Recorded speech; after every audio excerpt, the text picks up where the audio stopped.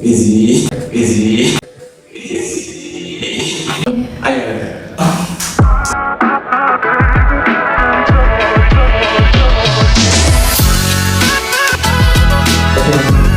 Assalamualaikum warahmatullahi wabarakatuh. Halo Sobat YNI, kembali lagi di Youth Movement Indonesia Podcast. Perkenalkan, saya Yuda Adriansa, anggota muda dari Youth Movement Indonesia. Pada kesempatan podcast kali ini, saya akan membahas mengenai keutamaan bulan suci Ramadan. Ada 3 keutamaan dari bulan suci Ramadan itu sendiri. Yang pertama, bulan suci Ramadan adalah bulan dilipat gandakannya pahala. Ketika bulan suci Ramadan, Allah Subhanahu wa Ta'ala berfirman dalam hadis kursi, yang mana hadis tersebut berbunyi, Asyamu li wa ana ajzi bihi. Siang itu, ibadah puasa itu adalah tanggung jawabku, kata Allah. Wa ana ajzi bihi, dan kata Allah, aku langsung yang bertanggung jawab untuk memberikan pahalanya. Kalau di hari-hari biasa, selain hari di bulan-bulan suci Ramadan, kita akan mendapati setiap amalan kita diberikan pahala sekitar 10 pahala. Sebagaimana dalam Al-Quran disebutkan, Man ja'a bil hasanah falahu asyru amsalihha. Barang siapa yang mengerjakan kebaikan, maka dia akan diberikan 10 pahala. Ini berlaku di bulan selain bulan suci Ramadan. Tetapi ketika bulan suci Ramadan datang, maka pahalanya akan dilipat gandakan sebagaimana hadis kursi yang tadi awal saya jelaskan. Berarti ini merupakan ganjaran pahala yang tidak terhitung dan Allah langsung yang memberikan. Yang kedua, di bulan suci Ramadan kita akan mendapatkan maghfirah atau ampunan Allah di siang dan di malamnya. Sebagaimana hadis Nabi SAW, Man shoma Ramadhana imanan wa ihtisaban ghufira lahu ma taqaddama min dhanbi. Man shoma Ramadan, barang siapa yang berpuasa di bulan suci Ramadan imanan wa ihtisaban, dengan iman dan kesungguhan iman tersebut, ghufira lahu ma taqaddama min dhanbi, maka Allah akan memberikan ampunan kepadanya yang lalu dan yang sedang dikerjakan. Itu menunjukkan bahwa pengampunan di siang hari, karena diksinya Man shoma Ramadan, barang siapa yang berpuasa. Karena puasa dilaksanakan dari mulai terbit fajar sampai dengan ghurubu syamsi atau di waktu maghrib. Berarti ini berlaku pengampunan di siang hari. Adapun di malam harinya juga berlaku pengampunan. Hadisnya hampir mirip dengan yang tadi, hanya beda satu kata saja. Kalau tadi Man shoma Ramadan, kalau hadis ini berbunyi Man qoma Ramadan imanan wa ihtisaban ghufira lahu ma taqaddama min dhanbi.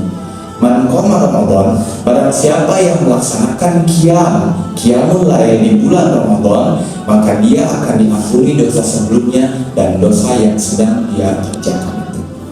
Ini menunjukkan di siang hari Allah memberikan pengampunan, di malam harinya pun Allah memberikan pengampunan. Maka ini menjadi kesempatan bagi kita untuk terus meminta ampun di siang maupun di malam hari. Karena di bulan Ramadan ampunan Allah begitu unlimited, ampunan Allah begitu tidak terbatas, baik di siang hari, baik di malam hari. Bahkan di waktu sahur pun terdapat ampunan Allah Subhanahu wa Ta'ala, sebagaimana firman Allah, wabil ashari hum yastaghfirun. Ketika waktu sahur mereka meminta ampun kepada Allah, mereka beristighfar kepada Allah, dan Allah pun mengampuni mereka. Ini menunjukkan di waktu siang ada ampunan, di waktu malam ada ampunan, bahkan di waktu subuh atau di waktu ketika kita sahur sekalipun ada ampunan Allah. Dan keutamaan yang terakhir, sebetulnya ada banyak keutamaan Ramadan, tapi pada kesempatan kali ini saya hanya meringkas menjadi 3. Dan keutamaan Ramadan yang ketiga adalah ketika bulan Ramadan, pintu surga dibuka, pintu neraka ditutup, dan setan terbelenggu. Ada banyak tafsir atau pemahaman mengenai teks ini, karena nanti akan timbul pertanyaan, kenapa ketika bulan Ramadan kita tetap mendapati seolah-olah setan itu tidak terbelenggu. Ulama berbeda pendapat. Ada dua pendapat utama yang membahas mengenai hadis ini, khususnya di pembahasan mengenai wasufidati syayatin dan setan-setan terbelenggu di bulan Ramadan. Ulama yang pertama memahami bahwa hadis tersebut adalah secara tekstual. Sebagaimana hadis tersebut, ya memang betul setan ketika bulan Ramadan dikurung atau dibelenggu atau dikunci. Tapi kenapa kita mendapati seolah-olah manusia itu seperti tetap tergoda? Kemungkinannya adalah ketika manusia 12 bulan ia membangkang kepada Allah Subhanahu wa Ta'ala, maka itu akan menjadi kebiasaan, dan itu akan terbawa sekalipun di bulan Ramadan. Kebiasaan buruk itu akan terbawa walaupun tanpa gangguan atau tanpa rayuan dari setan, maka itu akan jadi satu kebiasaan. Manusia itu bahkan sikapnya ketika dia tidak benar mungkin akan melebihi setan itu sendiri. Jadi tanpa putus setan, manusia pun seperti setan. Maka walaupun setan itu dibelenggu, manusia tidak putus setan untuk menjadi melebihi setan.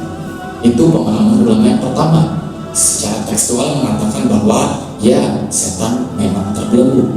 Lalu pemahaman ulama yang kedua, ini adalah kata kiasan. Artinya setan tidak benar-benar dibelenggu. Maksud dari hadis ini, kenapa disebutkan setan terbelenggu? Seolah-olah setan terbelenggu karena umat Islam memaksimalkan amal ibadahnya. Jadi setan itu seolah-olah tidak punya daya, tidak punya upaya untuk menggoda, karena kitanya pun mendekatkan diri kepada Allah Subhanahu wa Ta'ala. Di bulan Ramadan, orang yang mabuk sekalipun mungkin akan berhenti. Di bulan Ramadan, orang yang sering bermaksiat dan berzina sekalipun, mereka akan melaksanakan kewajiban tersebut. Karena apa? Karena setan tidak memiliki daya dan upaya menggoda manusia ketika bulan suci Ramadan. Seolah-olah setan itu seperti sedang dibelenggu. Itulah 3 keutamaan bulan suci Ramadan. Semoga kita semua bisa memaksimalkan amalan kita di bulan suci Ramadan, dan kita berdoa kepada Allah Subhanahu wa Ta'ala agar bisa dipertemukan di Ramadan yang akan datang. Itu saja mungkin yang bisa disampaikan, kurang lebihnya mohon dimaafkan. Hadanallahu wa iyyakum ajmain. Wassalamualaikum warahmatullahi wabarakatuh.